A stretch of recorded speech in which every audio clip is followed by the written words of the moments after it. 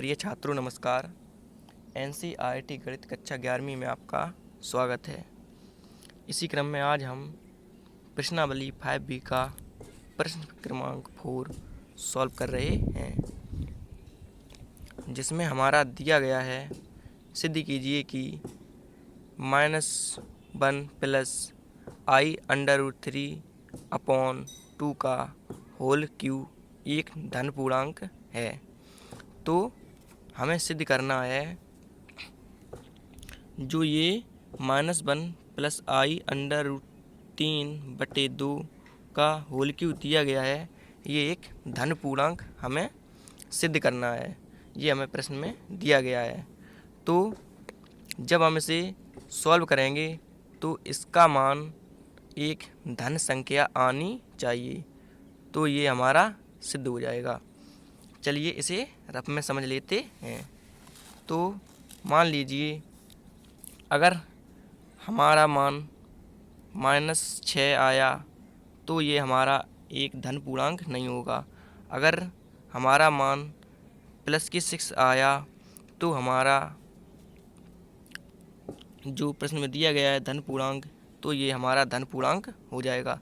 मतलब अगर धन का मतलब होता है धन प्लस, अगर मान प्लस में आया तो वह हमारा धन पूर्णांक हो जाएगा, और अगर मान माइनस में आया तो हमारा धन पूर्णांक नहीं माना जाएगा। तो चलिए इसे सॉल्व करके देखते हैं कि यह धन पूर्णांक है या नहीं। तो हमें इसमें दिया गया है, सबसे पहले प्रश्न लिख लेते हैं एक बार। बराबर लगाना है आपको, उसके बाद -1 प्लस i√3/2 का क्यूब, ये बटे यानी कि पूरा का क्यूब दिया गया, पूरे का क्यूब दिया गया है। तो आपको बिल्कुल भी घबराना नहीं है, बहुत ही इजी है, आपको बस ध्यान से देखना है। तो हम इसका अलग अलग क्यूब लिख देते हैं ताकि आपको इकट्ठा सॉल्व करने में प्रॉब्लम ना हो। तो देखिए कैसे, -1 प्लस i√3 का क्यूब अलग लिख देते हैं।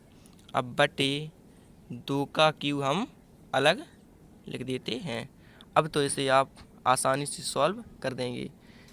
कैसे? क्योंकि ऊपर a प्लस b का होल क्यूब हमको दिखाई दे रहा है, और नीचे 2 का क्यूब हम लोग जानते ही हैं। तो कितना होता है 2 का क्यूब?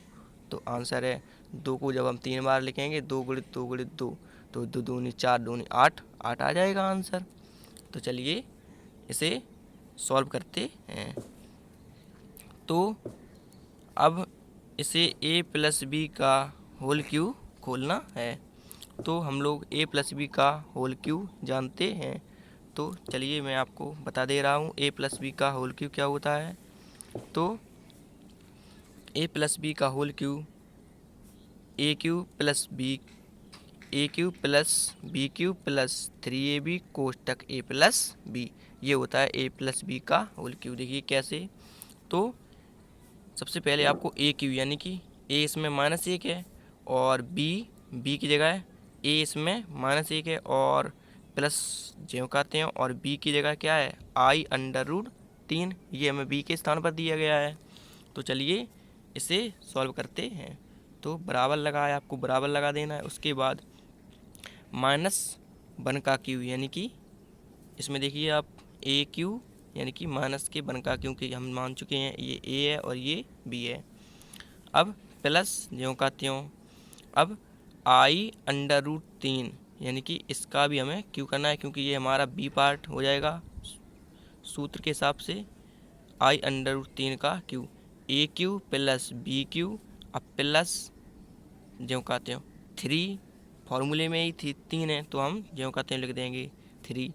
अब a b, तो a हमारा -1 दिया गया है और i√3 ज्यों का त्यों, तो इसे कोष्टक में लिखे ले रहे हैं ताकि आपको प्रॉब्लम ना हो। तो -1 इंटू a और b यानी कि i√3। अब हमने यहाँ तक सॉल्व कर लिया है। अब a प्लस b कोष्टक में अलग से लिख लेना है, ए यानी कि माइनस के 1 और प्लस आई अंडर रूट 3। मैंने यही लिख दिया है ऊपर वाला, ए प्लस बी जो कहते हैं। अब बटे लगाया, आपको बटे लगा देना है। उसके बाद 2 का क्यू मैं इसे खोल के लिख देता हूँ, 2 × 2 × 2। अब आपको आगे सॉल्व करना है तो बराबर लगा दीजिए। -1 का क्यू कितना होता है, क्या आप बता सकते हैं? -1 का क्यू कितना होता है? तो -1 का क्यू, चूँकि आपको ध्यान देना है, अगर यहाँ पे पावर सम संख्या होती, अगर यहाँ पे पावर 4 होता तो उसका मान प्लस का बनाता। चूँकि यहाँ पे विषम संख्या है तो इसका मान -1 ही हो जाएगा। चाहे मैं आपको बता दे रहा हूँ ये कैसे आया -1। अगर आपको सम विषम से नहीं समझ में आया है तो ये आप देख सकते हैं, -1 है तो हम इसे 3 बार लिख सकते हैं, -1 गुणित -1 गुणित -1 ऐसा लिख सकते हैं। तो आंसर है बिल्कुल लिख सकते हैं। अब हमें गुणा में, तो हमें इन सब का गुणा कर देना है। अब -1 का गुणा जब हम -1 में करेंगे तो ये माइनस माइनस प्लस हो जाएगा, और 1 का 1 में तो 1। ये वाला गुणा ज्यों का त्यों, -1 ज्यों का त्यों। अब 1 का गुणा 1 में करेंगे तो 1 ही आ जाएगा। सबसे पहले प्लस का गुणा माइनस में करेंगे तो प्लस माइनस माइनस ही हो जाता है, और 1 का गुणा 1 में, तो जब 1 का गुणा, आपको एक बार फिर से समझ लेना है, प्लस का गुणा हमने प्लस का गुणा माइनस में किया तो ये माइनस ही आ गया, और 1 का गुणा 1 में करेंगे तो ये 1 आ जाएगा। तो हमें ये -1 प्राप्त हो जाएगा जो मैंने लिखा हुआ है। चलिए अब इसे आगे सॉल्व करते हैं। तो आगे हमारा दिया गया है आई अंडर रूट 3 का क्यू, इसे भी आपको सॉल्व करना है। तो मैं आपको बता दे रहा हूँ, प्लस लगाया, आपको प्लस लगाना है। उसके बाद आई का क्यू हम कर देंगे, क्योंकि आई पर भी पूरा क्यू है तो हम आई का क्यू अलग कर देंगे। और अंडर रूट 3 का क्यू मतलब अंडर रूट गुणा अंडर रूट, इसे 3 बार लिखेंगे। देखिए कैसे, तो जब हम इसे अंडर रूट 3 गुणित अंडर रूट 3 गुणित अंडर रूट 3, क्योंकि इस पर जो होल पावर है वो 3 है, अगर 4 होती तो हम इसे 4 बार लिखती। तो अंडर रूट 3 का गुणा अंडर रूट 3 में करेंगे तो इसमें से जोड़ा मान लीजिए बन जाएगा, तो एक ये 3 बाहर आ जाएगा, और ये 3 अंडर रूट 3 ज्यों का त्यों हो जाएगा। अब आपको ध्यान से देखना है, 3 का इसमें करेंगे तो ये 3 अंडर रूट 3 हो जाएगा। तो मैं वही लिख देता हूँ। तो ये हमारा 3 अंडर रूट 3 हो जाएगा। प्लस लगाया, आपको प्लस लगा देना है। अब 3 ज्यों का त्यों कोष्टक। अब आई अंडर रूट 3 का गुणा, यहाँ पे कोई भी निशान नहीं तो हम गुणा मानते हैं। तो आई अंडर रूट 3 का गुणा -1 करेंगे तो ये माइनस के अंडर रूट 3 आई को हम पीछे लिख देते हैं, क्योंकि गुणा में चाहे आप आगे लगा दीजिए या आप पीछे भी लगा सकते हैं। तो ये वाला कोष्टक बंद कर देंगे, और ये वाला कोष्टक -1 प्लस आई अंडर रूट 3 ज्यों का त्यों बटे, अब 2 दूनी 4 दूनी ये 8 हो जाएगा, बराबर -1 ज्यों का त्यों।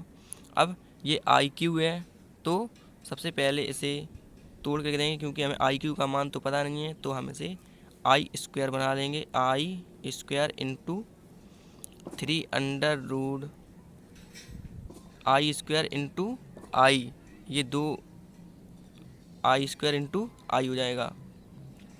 आई स्क्वायर इंटू आई, क्योंकि एक घात इसकी, तो आई स्क्वायर इंटू आई, तो ये आई क्यू ही आ जाएगा। उसके बाद ये 3 अंडर रूट 3 आपको ज्यों का त्यों लिख देना है। अब इसमें ध्यान देना है, प्लस माइनस ये माइनस ही हो जाएगा, क्योंकि हम प्लस का अंदर माइनस में गुणा करेंगे तो माइनस ही आ जाएगा। और 3 का जब हम इसमें गुणा करेंगे तो 3 ज्यों का त्यों और अंडर रूट 3 आई आ जाएगा। 3 अंडर रूट 3 आई में प्राप्त हो जाएगा। अब -1 प्लस आई अंडर रूट 3 ज्यों का त्यों बटे, आपको ध्यान से देखना है। उसके बाद अब ये हमारा बटे 8 ज्यों का त्यों बराबर में, अब -1 ज्यों का त्यों। अब प्लस लगा है और आई स्क्वायर का मान -1 होता है।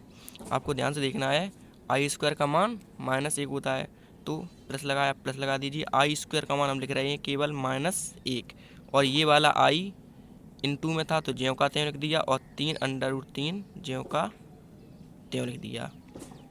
अब ये माइनस में दिया गया है, तो हम अभी यहाँ पे जब कोष्टक है तो हम इस 3√3i का अंदर गुणा करेंगे, इस ब्रैकेट में करेंगे, तो माइनस माइनस ये हो जाएगा प्लस। 3√3i का जब हम 1 में गुणा करेंगे तो हमें यही प्राप्त होगा 3√3i। अब माइनस प्लस माइनस ही हो जाएगा। 3 का इसमें गुणा करेंगे तो ये 3 ही आ जाएगा। आपको ध्यान से देखना है, √3 का गुणा √3 में करेंगे तो √3 का गुणा √3 में करेंगे तो ये भी 3 हो जाएगा। 3 का गुणा, यहाँ पे इसका गुणांक 1 था तो इसमें किया तो ये 3 आ गया। √3 का गुणा √3 में किया तो ये भी 3 आ गया। अब आई का गुणा आई में करेंगे तो गुणा में ये आई स्क्वायर हो जाएगा। अब बटे लगा है, आपको बटे लगा देना है। उसके बाद ये बटे में 8 ज्यों का त्यों बराबर -1 ज्यों का त्यों। अब आपको ध्यान से देखना है, ये आई 3√3 आई 3√3 का गुणा -1 में करेंगे तो ये आप माइनस की का ही हो जाएगा, क्योंकि जब हम किसी भी प्लस का गुणा माइनस में करते हैं तो हमें माइनस ही प्राप्त होता है। अब 3√3 ज्यों का त्यों। अब ये आई चाहे आप आगे लगा दीजिए या आप पीछे लगा दीजिए, इसमें पीछे है क्योंकि ये प्लस का हो जाएगा और ये माइनस का, तो ये दोनों कट जाएंगे, इसलिए मैं आई आपको समझने के लिए इसके पीछे ही लगा दे रहा हूँ। प्लस ज्यों का त्यों 3√3 आई ज्यों का त्यों। अब आपको ध्यान से देखना है, माइनस ज्यों का त्यों 3 त्रिका 9 हो जाएगा। उसके बाद आई स्क्वायर का मान हम लोग जानते हैं कितना होता है, आई स्क्वायर का मान -1 बटे ज्यों का त्यों 8 लगाए, 8 लगा दीजिए। उसके बाद -1 ज्यों का त्यों। अब माइनस की 3√3i और ये प्लस का है तो ये माइनस प्लस कैंसिल हो जाएगा। अब माइनस के 9 का गुणा -1 में करेंगे तो ये प्लस का 9 आ जाएगा। आपको ध्यान से देखना है, और बटे 8 ज्यों का त्यों। अब आपको बराबर में इसे इस साइड किए दे रहा हूँ। अब ये 9 में से अभी प्लस का 9 है और ये माइनस का 1 है, तो इसमें से जब 1 कम होगा तो ये 8 बचेगा, और बटे 8 ज्यों का त्यों। अब ये 8 से 8 कैंसिल हो जाएगा तो बराबर 1 आ जाएगा, जो कि हमारा धन में है। जब कोई भी चिन्ह नहीं लगा होता है, कोई भी साइन नहीं लगा होता है, तो हम इसे प्लस का साइन मानते हैं। तो ये हमारा धन में है, तो हमें लिख देना है कि सिद्ध, हमें प्रश्न में हमें दिया गया था कि सिद्ध कीजिए कि यह एक धन पूर्णांक है, सिद्ध कीजिए कि यह एक धन पूर्णांक है। तो अब ये प्लस में आ गया, तो आपको लिख देना है कि अतः +1 धन पूर्णांक है। आपको लिख देना है अतः प्लस का 1 एक धन पूर्णांक है। तो यही हमारा आंसर हो जाएगा। तो आशा करता हूँ कि यह प्रश्न आपको अच्छे से समझ में आ गया होगा, और अगर नहीं आया है तो आप किसी भी वीडियो पर या इसी वीडियो पर कमेंट करके बता सकते हैं कि सर हमें यह प्रश्न समझ में नहीं आया है, तो मैं उसे आपको समझाने का पूरा प्रयास करूँगा। Thank you.